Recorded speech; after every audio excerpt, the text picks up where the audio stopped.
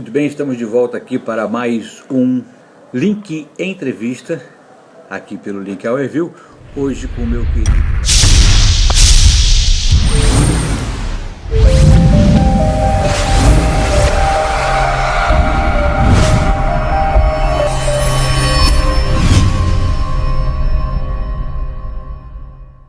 Cadê você, Verde Monteiro? Verde, você sumiu. Oi, agora sim, agora ficou bom. Melhorou? Muito. O que houve aí? Oscilação, cara. 8 da noite, cidade de São Paulo. Só pode ter essa explicação, porque... Olha, o Edson Vieira está falando que você é grande goleiro. Eu lembro que você agarrava em handball, não é isso? Não, futebol de salão, cara. Era futsal mesmo? Eu joguei handball também, mas handball lembro. você ganha muita pancada. Mas eu lembro, minha memória não é tão ruim assim, né? Olha, pessoal, eu e Verde, a gente deve se conhecer há quase 50 anos, Verde. É bom a gente não 42 contabilizar. no mínimo. É melhor a gente não contabilizar essas coisas, porque daqui a pouco vão dizer que a gente está aí meio Forrest Gump, contador de histórias. Mas a gente, quando vai ficando velho, vira contador de história mesmo, não tem jeito. É verdade. A gente já não tem grandes feitos, né? Então começa a contar as coisas que fez no passado, isso é normal. Já não faz grandes coisas. É verdade. Começa a viver das realizações do passado, isso é natural para todo ser humano, né? Não vamos escapar. Verdade. Aconteceu com teu pai, vai acontecer com você e vai acontecer com os nossos filhos também, não tem a menor dúvida, né? A gente vai passar muito por isso. Eu quero agradecer muito a você por ter aceitado o meu convite, ter aceitado participar aqui desse nosso bate-papo. A gente faz sempre às quartas-feiras o Link Entrevista, às sextas-feiras o Café com Teologia, e na segunda o bate-papo com a nossa Deise Oliveira, também contemporânea nossa, né? Lá da nossa infância e adolescência. Eu não quis dizer, você sabe que a Deise datilografou, que naquela época era datilografar, né? Meu trabalho de conclusão de curso na graduação foi a Deise que datilografou, cara. Vou fazer esse comentário com ela na segunda-feira. Sou muito grato a ela. Bacana isso, né? Porque datilografia eu acho que é a coisa mais inútil que nós aprendemos na vida. Não tem a dúvida. Você fez curso também, né? Fiz, lá no embaixo da estação do Meia, lembra? Do lado do Centro do Meia. Ali mesmo. Nós fizemos ali, né? Todos nós. Era obrigatório na geração. Mas eu vou parar de falar de coisa velha, porque nós já estamos para lá de Marrakech. Deixa eu anunciar aqui o Verde. Você ainda usa o Rosa no nome, não? Uso. Usa. Então, Verde Rosa Monteiro, que para mim é mais fácil falar isso que está na memória, né? Ele é graduado em Ciências Econômicas e pós-graduado em Engenharia da Produção, não é isso? Pela UFF, e atua por 25 anos no mercado financeiro. Isso, a maioria do tempo, se não me engano, é em São Paulo, não é isso? Sim. Basicamente aqui em São Paulo. Uns 4 anos aí no Rio de Janeiro, o resto aqui em São Paulo. E hoje você trabalha com... Infraestrutura, especificamente energia elétrica. Geração, transmissão e distribuição de energia elétrica. Trabalha com a antiga CPFL, não? Não, mas a minha empresa é uma empresa do Rio Grande do Sul e ela tem pequenas centrais hidrelétricas na região sul, termoelétricas no Nordeste e uma eólica lá no Amazonas. Pô, muito legal. Então está mais do que por dentro das circunstâncias que envolvem o funcionamento da máquina, da engenharia, da engrenagem econômica de um país, né? De um país e do mundo, né? Por que eu estou te perguntando isso? Por que a gente chamou o Verde aqui para bater papo com a gente? Porque nós estamos atravessando, Verde, eu tenho para mim, um dos momentos de maiores incertezas que o mundo já viveu, né? Na sua história recente, se não talvez de toda a história. Não tanto pelo fato em si, mas pela globalização que nós vivemos hoje. As incertezas que acometiam no passado, acometiam em determinadas regiões, né? Elas eram localizadas. A Europa viveu muitas incertezas durante a sua história, mas era ali a Europa, né? Uma quantidade bem menor de países que afetavam, os problemas afetavam aquela localidade. Também era quase que a totalidade do mundo da época, mas ainda assim era uma coisa muito mais localizada. Nesse momento, nós estamos vivendo uma das maiores crises que existiram e que já existiram, e de uma forma globalizada. O mundo todo está sofrendo. O mundo todo está sofrendo, e que, de certa forma, o vírus acabou mostrando o seguinte: a globalização existe mesmo. Porque aquilo que a gente imaginava que ainda era possível, que algum país tivesse alguma hegemonia ou uma exclusividade nisso ou naquilo, o vírus mostrou que não existe mais. Estamos todos à mercê das influências de tudo e qualquer coisa que acontecer em qualquer lugar do mundo. Isso gera, inevitavelmente, incertezas muito grandes. Além disso, o vírus também, na minha opinião, nos demonstra que as estruturas sociais estavam despreparadas para eventuais infortúnios dentro das suas engrenagens. Elas estavam todas muito bem preparadas, todo mundo organizado, mas para sofrerem aquilo que já tem mais ou menos uma estimativa. As novidades os pegou a todos de surpresa. Então, vivemos essa incerteza. O que podemos esperar para os primeiros meses após a volta à rotina, não digo nem a normalidade, mas a rotina do dia a dia, em termos econômicos e em termos sociais? Vamos primeiro dar uma visão geral de mundo. Como é que se enxerga esse mundo voltando para esse normal? A gente tem uma situação geopolítica no mundo bastante complicada atualmente, né? Nós vivíamos, como você falou, uma gestão baseada na questão da globalização. O que a gente está vendo, pelo menos da eleição do Trump para cá, e isso vai se repetindo em alguns países do mundo, né? É uma nova forma de você negociar no mercado internacional, sobretudo olhando a questão bilateral. Então isso na prática joga fora praticamente aquela ideia de globalização, aquela ideia de um mercado comum geral, aquela ideia de você socializar ganhos, né? E poder ter ganho de escala em função daquilo que um país produz efetivamente, o que ele pode vender. A pandemia quebrou essa relação. Isso já vinha sendo trabalhado, sobretudo nessa nova administração do governo americano. E o que a gente vê hoje é o seguinte: a pandemia ela derrubou toda a questão de crédito no mundo. Então hoje há uma dúvida tremenda em relação a quem pode pagar, quem não pode pagar.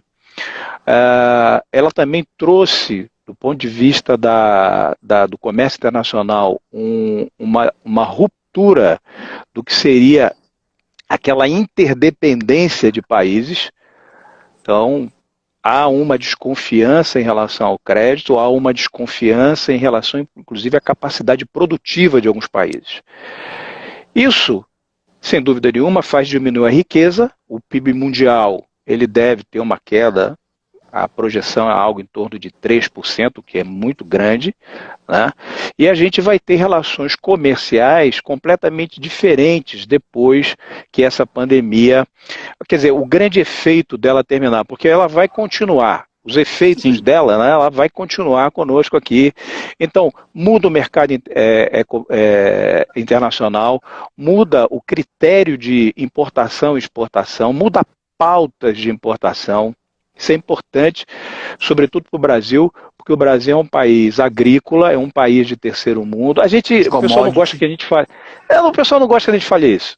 Mas, gente, vamos dizer aqui, o Brasil é um país periférico, temos realmente uma riqueza tremenda, mas é um país que vem sentindo, desde o começo dos anos 90, as crises internacionais chegam aqui, né, e destroem toda a nossa economia. A gente só conseguiu uma razoável proteção para as crises internacionais, né, quando a gente criou uma moeda que é mais ou menos estabilizada e a gente zerou os nossos compromissos internacionais. Porque até então tudo, Brasil, Turquia, Argentina e tal, era tudo, como se dizia, a farinha do mesmo saco.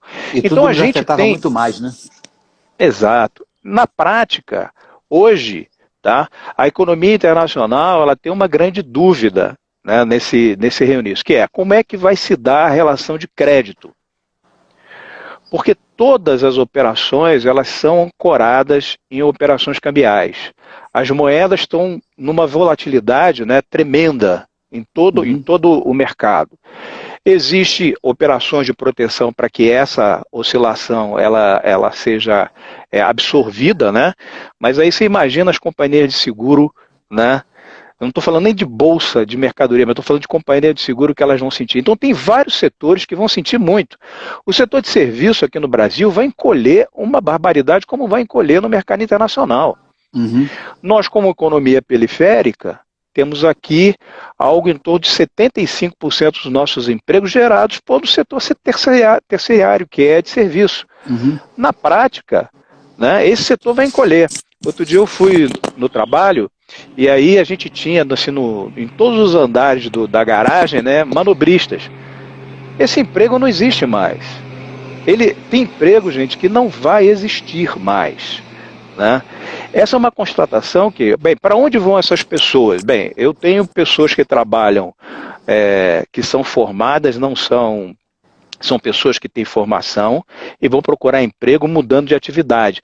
Mas tem gente mais simples, e aqui vou pegando a questão social que você estava falando, né?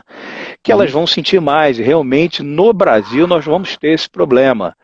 Nós temos um contingente de desempregados que representa 12% da população, nós temos uma quantidade enorme de garotos entrando no mercado de trabalho todo ano, e a gente precisa gerar emprego para essa turma.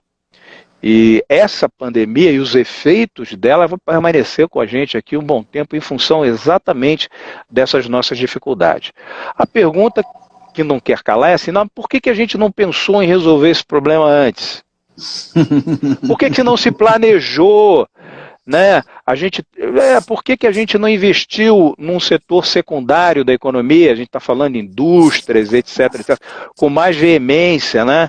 Por que a gente, não atraiu capital para a infraestrutura e aí a gente pôde gerar emprego em construção civil, não construindo prédios para vender, porque isso depende de crédito, mas construindo hidrelétricas, construindo empreendimentos, equipamentos, gente, equipamentos. Exato, equipamento pesado que vai garantir, inclusive, o crescimento do país, né, nos próximos anos. A gente tem um déficit do problema da conta de energia tremendo. Se o Brasil crescer 3% ao ano durante 3 anos seguidos, não temos como gerar energia para isso. Alguns jovens que estão aqui nessa nossa conversa nunca viram um apagão, porque o último que a gente viu foi lá atrás, né? E apagão é uma realidade. Por quê? Porque nós não temos infraestrutura para isso, nós não temos investimento capaz de fazer isso. E esse dever de casa, ele tem que começar uma hora. Ele não foi realizado, né, nos anos 80, porque o país tinha uma dívida tremenda. Eu sou do tempo em que a gente esperava tirar ouro de serra pelada aqui no Brasil, para gerar transformar em barra de ouro. Eu trabalhava na Bolsa, eu ia de carro até a Casa da Moeda, lá em Santa Cruz. Lá eles fundiam esse ouro, aí a gente assinava e eles faziam uma operação de arbitragem internacional para o navio de petróleo poder chegar aqui no Brasil. Esse é os anos 80, tá? Do ponto de vista econômico. Passamos uma vergonha tremenda, era Clube de Paris, era negociação brasileira da dívida, nós fomos reconhecidos no mundo inteiro como caloteiros, porque o Brasil teve que fazer uma moratória. Foi um problema tremendo os anos 80. Os anos 90, nós iniciamos com essa ideia da globalização. E logo no começo, a gente vivendo, o país sempre viveu com esse problema da inflação, até conseguir resolvê-lo lá entre 93 e 94, com a introdução de uma moeda que deu estabilidade. Né? Então, essa é um pouco da nossa história. Por que não foi feito? O último investimento grande em infraestrutura que foi feito no Brasil foi feito durante o governo militar.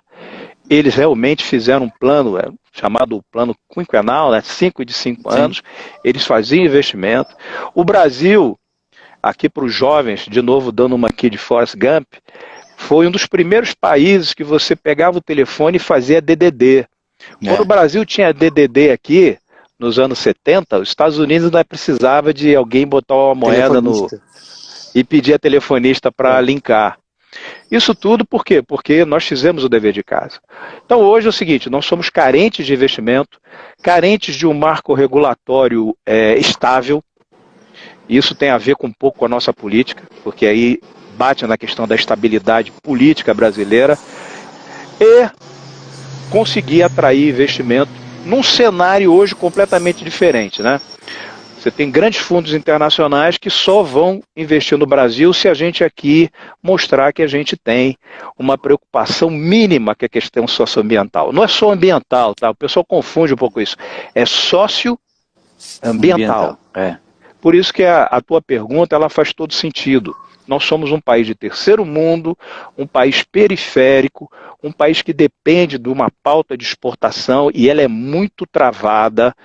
Ela é baseada no agronegócio, basicamente, é o que comercialização realmente de commodity o tempo todo. O nosso principal cliente é a China. Por favor, não fiquem aqui dizendo que os chineses... Meus amigos, é a China.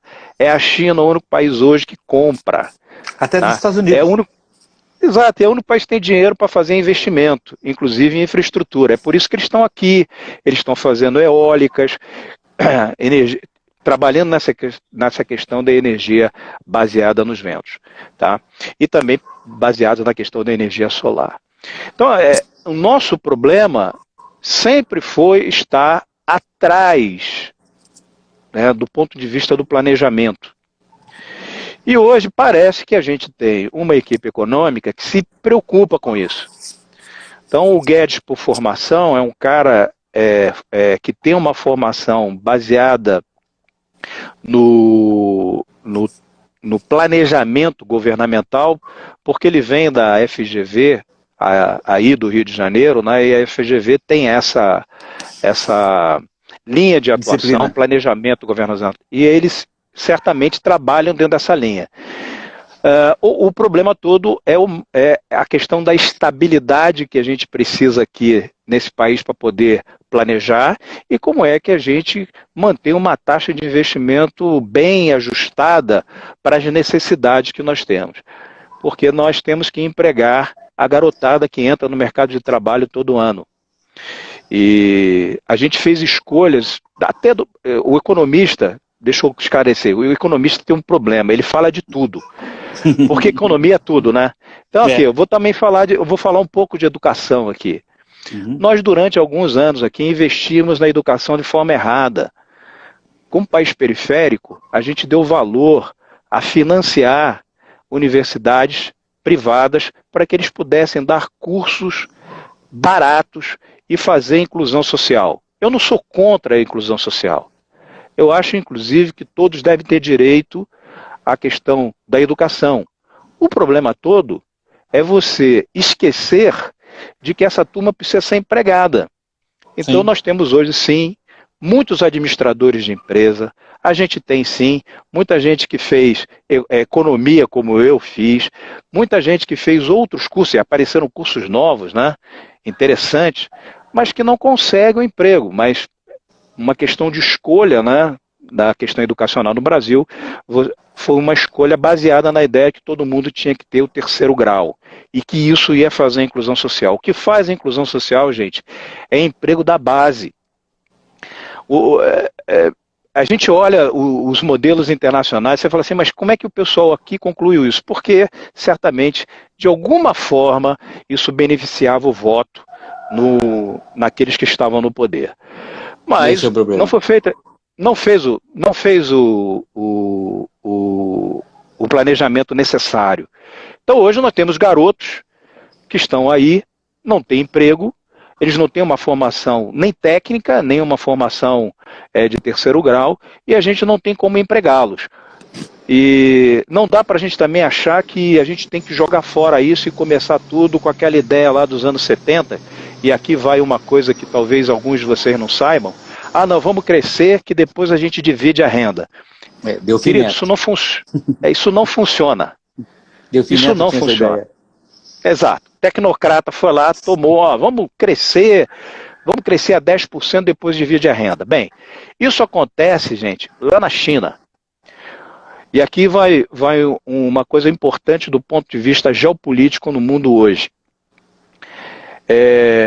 A maioria das pessoas, hoje, se você fizer uma pesquisa, inclusive internacional, você vai notar que as pessoas não estão muito preocupadas com a democracia. Uhum. As pessoas estão preocupadas em encher a barriga e matar a fome. Botar comida na despensa e na geladeira. A China é isso. A China, hoje, do ponto de vista externo, é uma grande empresa que trabalha para levar comida para a China e alimentar o que está lá. E eu vou dizer, ainda tem fome lá, porque tem muita gente para alimentar. Mais e de é 1 por bilhão, isso né? que a gente tem a pandemia. Brincando aqui, né? Evidentemente, mas na prática o hábito culinário chinês provocou exatamente essa questão, porque lá realmente tudo que se move em algumas áreas da China o pessoal mata para comer. Vira Então, comida. a abordagem política nossa, ela tem que ser baseada sim nos nossos interesses soberanos, e isso é uma coisa que a gente tem que sempre preservar. No entanto, a gente tem que olhar com planejamento, porque sem planejamento nós não sabemos aonde nós vamos chegar. Porque a gente Esse é o precisa problema. mexer em educação, atrair investimento, ter um marco regulatório que efetivamente atraia dinheiro novo, gente, porque o governo perdeu a sua capacidade de investimento. Essa pandemia praticamente tirou isso da gente. A gente já tinha pouco, agora retirou. Então nós temos que ser aqui muito inteligentes para poder fazer um movimento dentro nessa linha, nessa direção, de como é que você atrai investimento para o Brasil com marco regulatório estável. Você já na primeira pergunta abriu o leque de tudo que mais na frente eu ia já perguntar a você, mas foi legal porque você deu uma visão muito geral, perfeita, exatamente essa era a ideia, e agora eu vou tentar detalhar algumas Vai questões. fatiando. Né? Eu vou fatiando aos pouquinhos. Olha, a Leti está dizendo aqui, ó, gratidão por tê-lo como gestor. Aí, mandando um abraço para você e agradecendo a ter você como gestor. Muito bem, o que eu queria dizer é o seguinte, a sensação que eu tenho, e você falou que passa pelo problema político, e para mim isso é estratégico, né? Porque nós temos um problema muito sério. Nós não temos um plano de metas, como você citou aí, por exemplo, o plano quinquenal. Nós não sabemos para que lado vamos como nação. Nós variamos de 4 em 4 anos de acordo com quem está no governo. E isso gera uma instabilidade de futuro, de pretensões políticas e mercadológicas que não atrai o dinheiro de fora. Sem dinheiro de fora, nós não vamos conseguir chegar a lugar nenhum.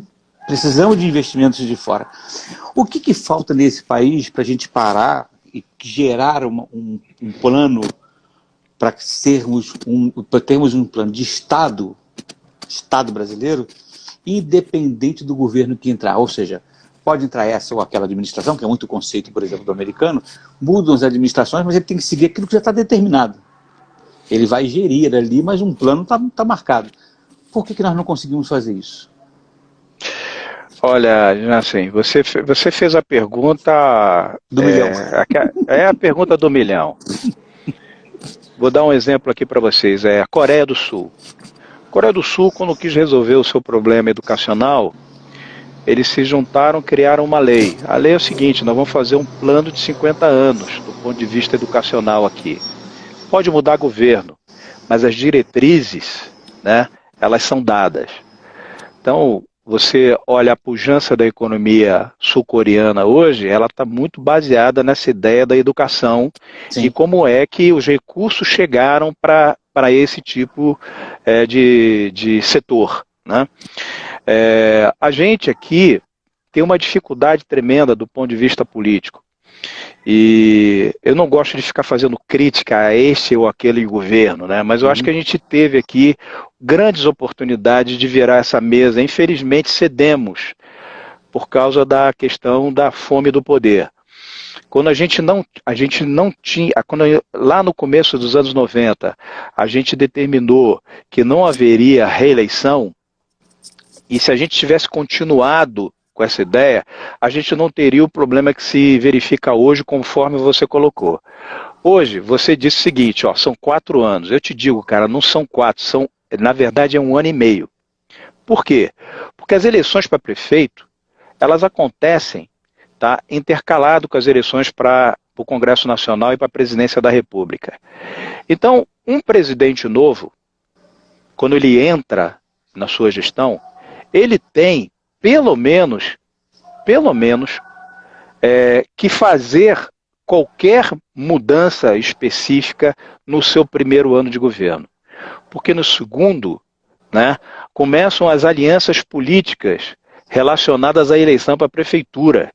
É verdade. E o que tem acontecido no Brasil, eu não estou dizendo agora, mas o que tem acontecido no Brasil, que demonstra o seguinte: as eleições para prefeito nas grandes metrópoles brasileiras, sobretudo nas capitais, né, elas são determinantes para você mudar, para você realocar ministérios. Porque o jogo de forças muda. Uhum. Então, é um período muito curto, gente, 1 ano e meio. Com 1 ano e meio nós não conseguimos planejar absolutamente nada. Então, a gente tem que pensar, inclusive quando a gente vai lá depositar o nosso voto, em quem são as pessoas que estão pensando nesta dificuldade. Porque isso é um modelo político, né? Isso é um modelo eleitoral que, na verdade, tira possibilidade de qualquer planejamento. Perfeito. Qualquer planejamento. É por isso que eu sou contra a reeleição, totalmente. Isso é um aspecto, e vocês que estão aqui são novos, né? Então, e já começaram a votar, é pensar nisso, encontrar gente que esteja disposta a fazer o seguinte: espera aí, vamos barrar isso. A gente precisa barrar. Que é uma lógica, né, Verdi? É uma lógica que se cria, o cara entra já pensando em que ele vai fazer e de que forma ele vai se segurar nas próximas reeleições. E aí ele vive 4 anos em função de continuar os mais 4. E olhe lá assim vai se perpetuando essa lógica. E olhe lá se ele não fizer isso, o partido acaba expurgando ele, do jeito que a gente está hoje aqui, com essa polarização toda, né? Então assim, ó, nenhuma crítica, mas também nenhuma... não estou aqui fazendo nenhum elogio, né? Mas veja bem, quando você vem com uma concepção como desse governo atual, olha, eu vou chamar só gente técnica, eu não vou misturar política com ministérios, né? Essa é uma preposição boa. E seria muito bom se conseguisse fazer isso. Mas vocês perceberam que não dá para fazer.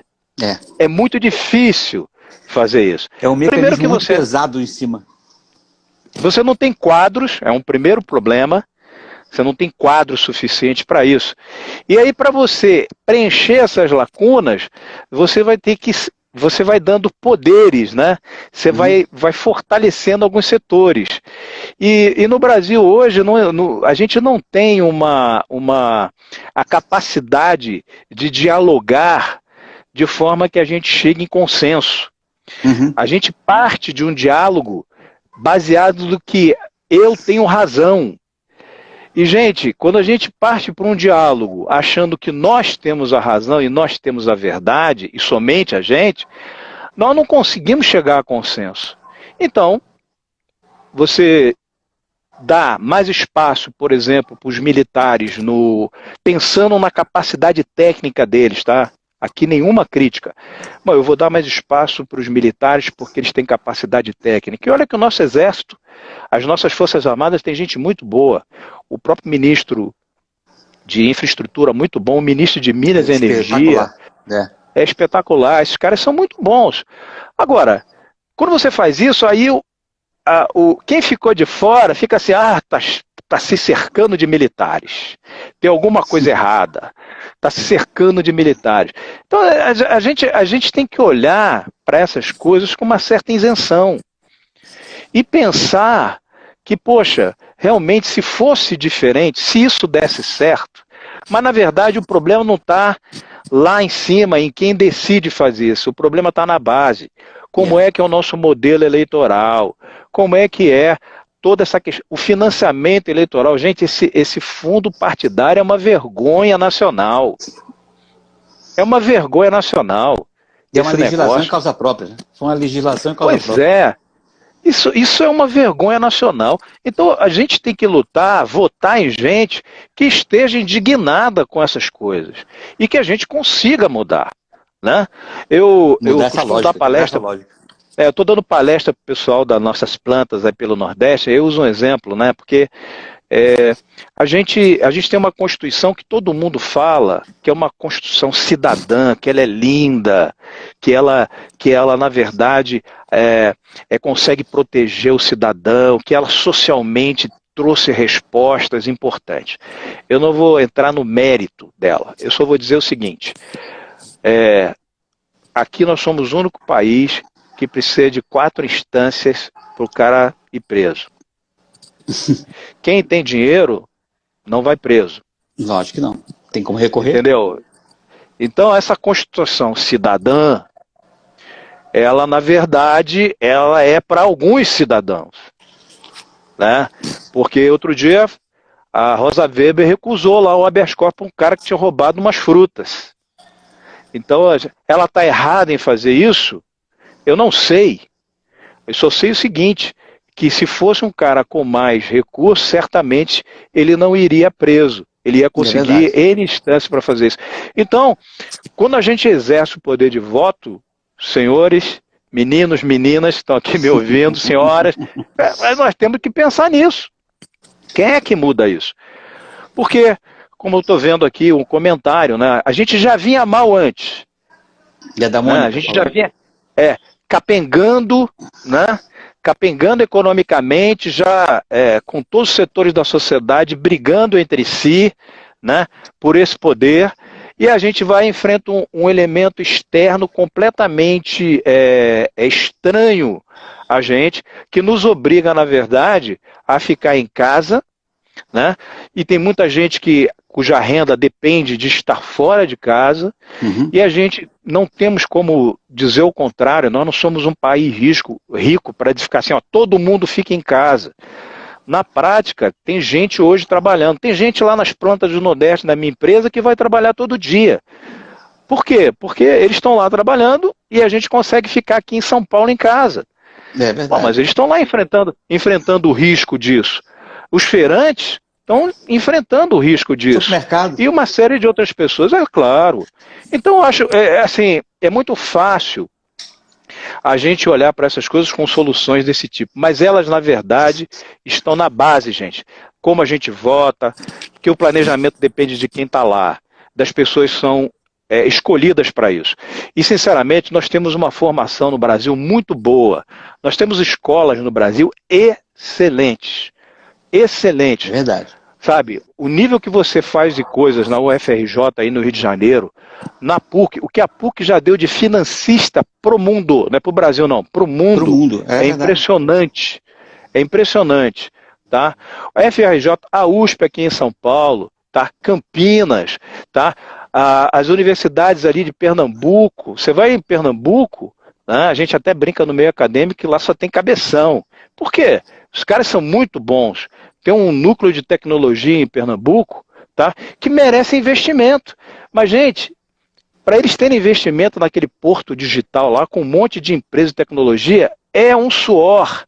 Ninguém quer dar dinheiro. Tá? Mas por quê? Porque não tem planejamento. Então, a pandemia derrubou a gente? Derrubou. A chance da gente melhorar tudo isso? Há. Mas só há como fazer isso, gente, pensando em derrubar alguns pressupostos que estão aí e criar um planejamento de longo prazo. Perfeito.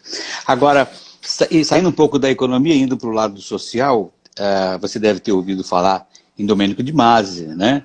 E de outros grandes sociólogos do mundo que têm previsões, que já vinham com previsões muito desafiadoras para os próximos 20 e 30 anos do mundo como um só, né, como um mundo globalizado.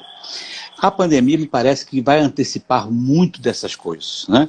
Domenico de Masi e outros, por exemplo, como a Global Institute McKinsey, falava que para os próximos 15 anos, 20 anos no máximo, nós perderíamos no mundo aproximadamente 800 milhões de postos de trabalho. Com o advento da pandemia, isso se antecipou muito, porque muitos empregos, muitos postos de trabalho, na verdade, foram desfeitos, foram cortados, e agora, para eles serem reabertos, vai demorar muito, porque a própria retomada da pujança econômica no mundo inteiro vai demorar, e isso vai evitar com que a gente consiga imediatamente retomar esses postos. Muitos não vão nem existir, como você falou, que é a questão do manobrista, do ascensorista e de outros tantos empregos e posições que a tecnologia mesmo já vinha apagando, né, com o tempo. Então, a sensação que eu tenho é a seguinte, usando o Domenico de Masi como pauta, vamos gerar uma sociedade de grande acúmulo e de grande existência de ociosidade. E como vamos fazer para ocupar este mundo ocioso? Pô, cara, você fez agora a pergunta do agora eu tenho que dar uma de profeta. Da mesma forma que a gente viu, eu acho que hoje os economistas no mundo inteiro e sociólogos estão pensando em como é que você ajusta essa questão para o futuro. Tem muita gente pensando em planos, tal como o New Deal americano, né? Lá logo depois da depressão e nos programas de investimento pós-guerra. Isso certamente vai vir dos países mais ricos. O Japão vai fazer isso. Os Estados Unidos tem que pensar numa coisa como essa, porque lá é interessante como foi rápido, né, o crescimento da taxa de desemprego, né? Foi um negócio impressionante. O americano, ele é interessante porque ele consegue virar a chave, né? Perceber as coisas, virar a chave rapidamente. Então, lá o contingente de desempregados assim, cresceu uma barbaridade. 22 milhões nos últimos meses. Nós vamos ter um déficit social tremendo no mundo inteiro. Aqui no Brasil a gente já tem. Nós temos jovens na periferia que não sabem, carrega o celular, mas está longe da inclusão digital, né? Você sabe que no Brasil até me causou estranheza, que eu pensei que o número fosse maior, mas o último número divulgado desde o início da pandemia, nós só perdemos 1.400.000 postos de trabalho. O que para mim foi uma belíssima surpresa, só que nós temos uma quantidade enorme de gente no mercado informal. Esse que é o problema, né? E tem muita gente que já nem entra mais nessa conta. Mas a perda efetiva da pandemia foi menor do que eu imaginava. Olha só que dificuldade que a gente tem. Vamos dar um exemplo aqui. Um dos governadores nossos sai daqui, vai lá fora, negocia a vinda de uma fábrica. Mas uma fábrica dá ruindade, por exemplo. Aí bota... aí no Rio já tem, né? Vamos botar lá em Pernambuco, vai. Ele está pensando em emprego. Mas que tipo de emprego é esse? A maior parte do processo produtivo dessas fábricas é automatizado. Então, nós não vamos gerar o número de emprego que você já gerava nos anos 70, 80 e 90. Você também já tem outras fábricas no Brasil, então o processo de venda de veículos no Brasil já não é mais, é um processo competitivo. E hoje você compete até com carros estrangeiros. Então, assim, o problema dos postos de trabalho, ele já existia por conta da tecnologia. Sim. Isso vai avançar, assim, de uma forma tremenda. É uma coisa que você não consegue impedir. Nós aqui no Brasil, como a gente, desculpa, mas a gente está sempre atrasado, né? Enquanto os asiáticos lá montaram uma plataforma de exportação, desde os anos 90, o que eles fizeram? Atrai todas as fábricas montadoras para cá, a gente vai montar uma plataforma de exportação, o salário aqui é baixo, nós montamos carros aqui e vendemos para o mundo. A Ásia fez isso. Foi muito eficiente fazer isso daí. Tá? Aqui no Brasil a gente ficou discutindo se tinha que pagar 13º, se tinha que pagar FGTS, se era mais caro ou não. né?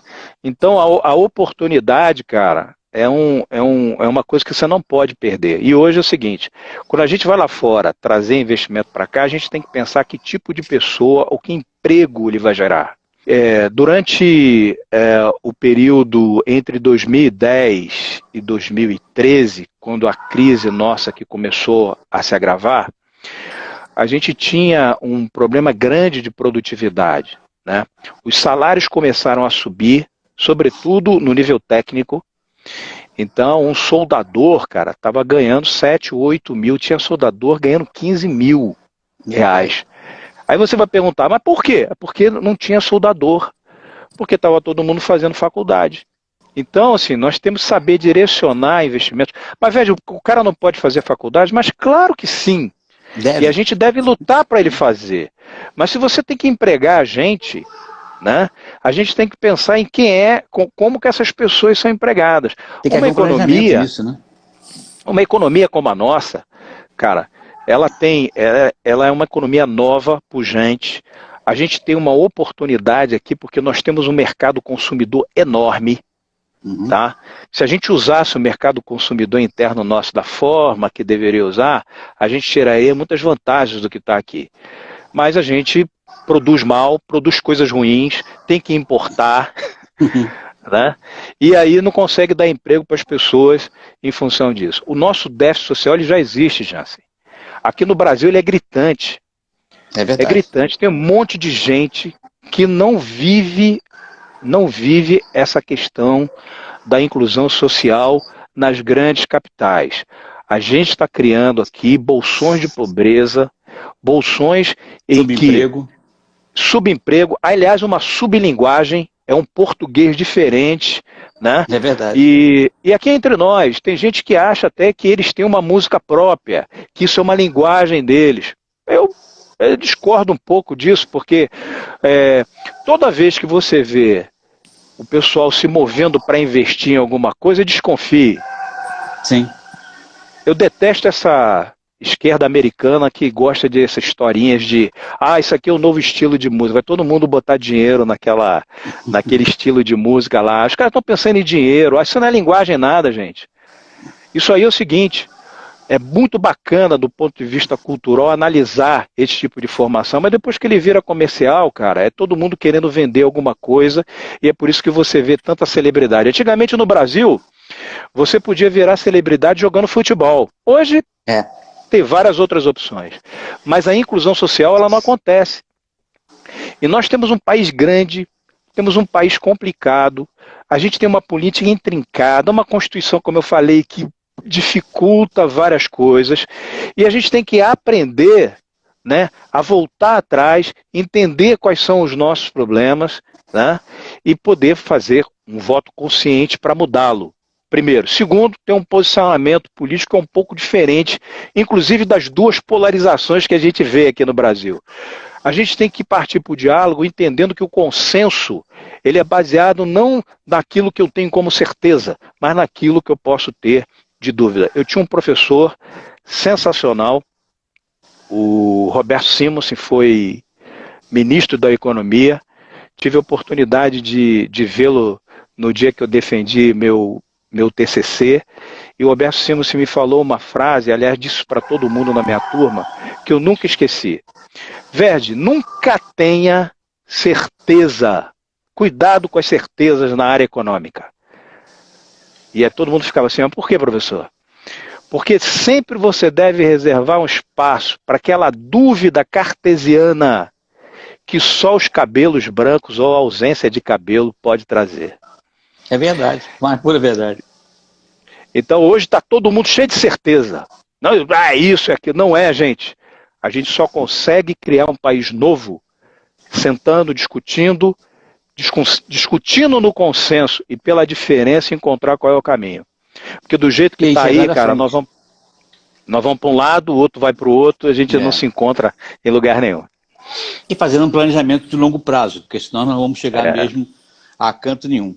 Verde, já que a gente já está se encaminhando aí para o final do nosso bate-papo, já vai acabar, cara? Tá tão gostoso, né? Vamos fazer mais. Vamos fazer mais. Vamos fazer mais. Muito legal, se Deus quiser, vamos sim. Eu queria que você me dissesse numa palavra, olhando para as circunstâncias e o país que nós temos hoje, você é mais, sem certezas, você é mais otimista ou você é mais pessimista?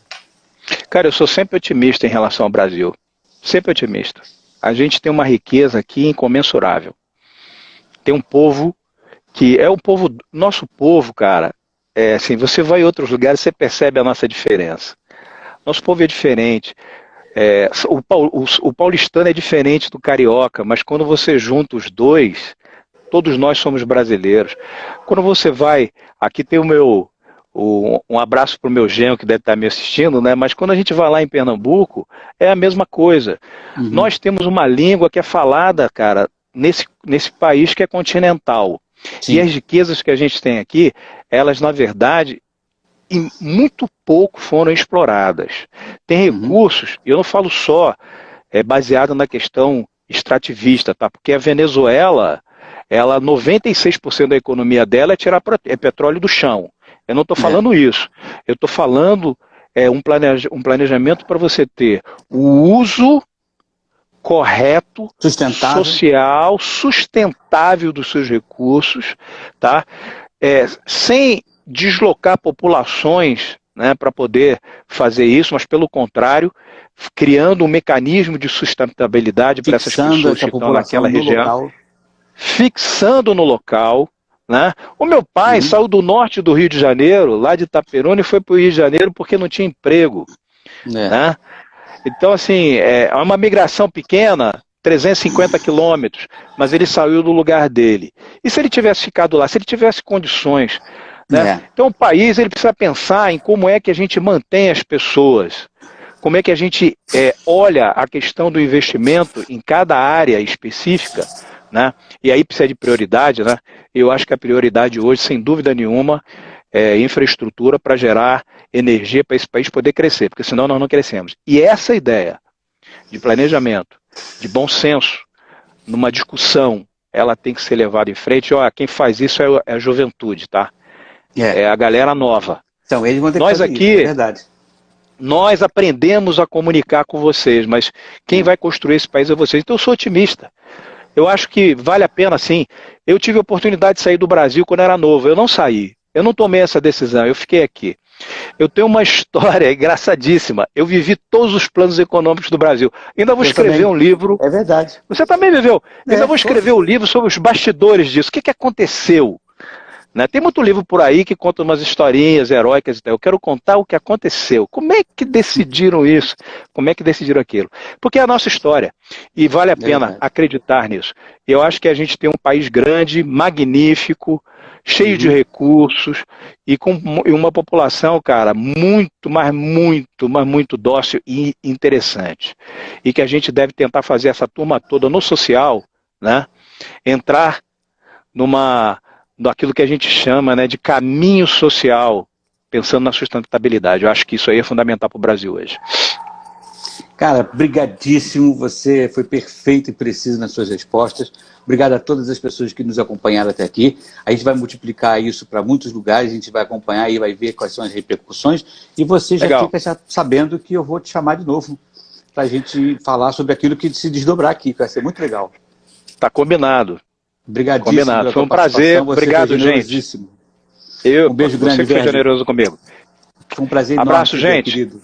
Deus te abençoe. Tchau. A você também. Deus te abençoe, amigo. Tchau, tchau. Tchau.